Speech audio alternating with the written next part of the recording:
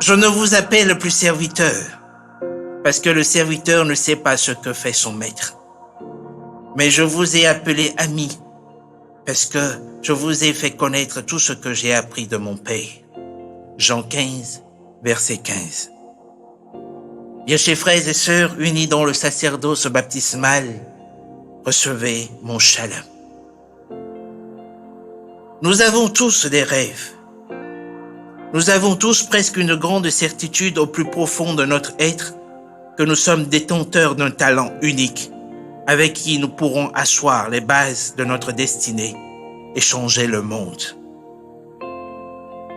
Nous avons tous ce pouvoir de faire quelque chose pour les autres d'une manière assez particulière et inventer le monde meilleur que nous concevons au travers de la parole de Dieu. Cette parole qui est l'idée maîtresse qui nourrit notre destinée.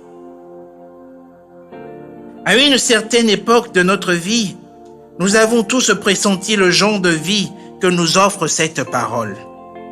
Pourtant, pour bon nombre d'entre nous, ces rêves sont si profondément enfouis sous des frustrations, la routine et l'ignorance que nous ne faisons même plus un seul effort pour les réaliser. Mais je vous ai appelé amis parce que je vous ai fait connaître tout ce que j'ai appris de mon Père. Jean 15, verset 15. Beaucoup trop de chrétiens ont laissé leurs rêves se dissiper et avec lui, la farouche volonté d'influencer leur destin. Beaucoup ont perdu cette conviction inaltérable, ce pouvoir illimité qui dort en eux et qui fait la supériorité du gagneur. Jésus lui dit, si, tu peux, tout est possible à celui qui croit. Marc 9, verset 23. La porte du possible se repose sur le fondement de la connaissance du Père que Christ a enfui en nous.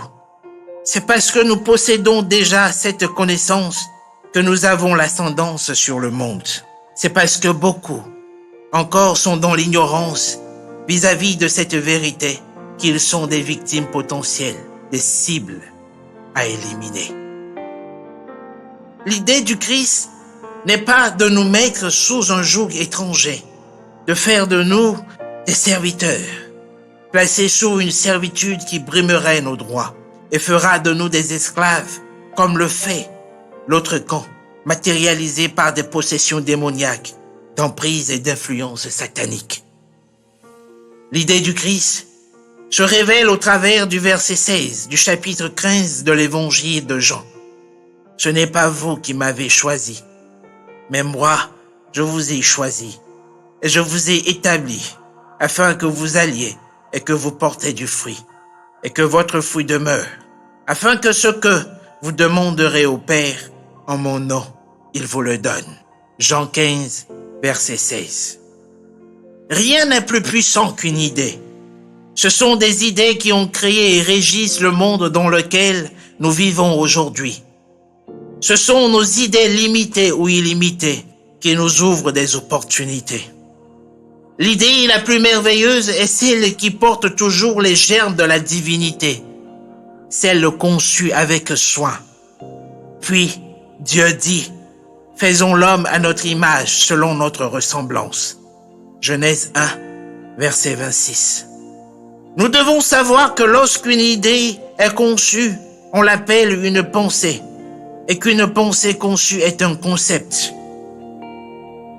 Le concept dans lequel Jésus-Christ nous a inscrits est celui de la nouvelle créature, qui forme le tissu de nos rêves et sert aussi de substance pour vivre et interpréter la vie divine sur terre.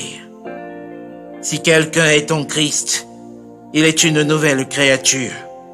Les choses anciennes sont passées. Voici, toutes choses sont devenues nouvelles.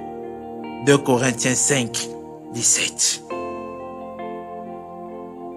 L'idée est la force créatrice de toute vie. Et la pensée de Dieu, son idée conçue, est de faire de vous le prolongement de sa divinité sur terre. Un homme est tel que les pensées de son cœur. La conception initiale de votre essence spirituelle que physique se trouve dans la pensée de Dieu, matérialisée par sa parole. C'est pourquoi vous devez crier au monde entier, Ecce homo, voici l'homme. Une expression latine prêtée à Ponce Pilate pour présenter Jésus à la foule. Pourquoi donc nous avons l'obligation de se présenter au monde? Parce que nous sommes des choisis de Dieu, créés à son image, selon sa ressemblance. Parce que Christ nous a déjà présentés au monde en premier et que nous détenons la connaissance du Père. Parce que nous sommes établis pour porter du fruit en abondance. Parce que nos fruits demeurent et que tout ce que nous demandons au Père, au nom de Jésus-Christ de Nazareth, il nous le donne. C'est pour ces raisons que nous devons crier au monde entier, Ecce homo, voici l'homme. Cependant, vous êtes et deviendrez le produit de vos conceptions. Si vos idées sont mauvaises, vos conceptions le seront aussi, car elles sont accentuées sur les pensées humaines. Et votre compréhension des choses de la vie sera faussée et approximative. Mais d'une autre façon, vous ne pourrez saisir convenablement votre essence, votre divinité, vos rêves, que dans la mesure où vos conceptions sont en accord avec vos idées, et que ces dernières sont basées sur la vérité dynamique de la parole de Dieu. En 1 Pierre 2, verset 9, Saint Pierre dira, « Vous, au contraire, vous êtes une race élue, un sacerdoce royal, une nation sainte, un peuple acquis, afin que vous annonciez les vertus de celui qui vous a appelé des ténèbres à son admirable lumière. » Ne vous posez même plus la question de savoir comment vous ferez, ou encore comment cela sera-t-il possible.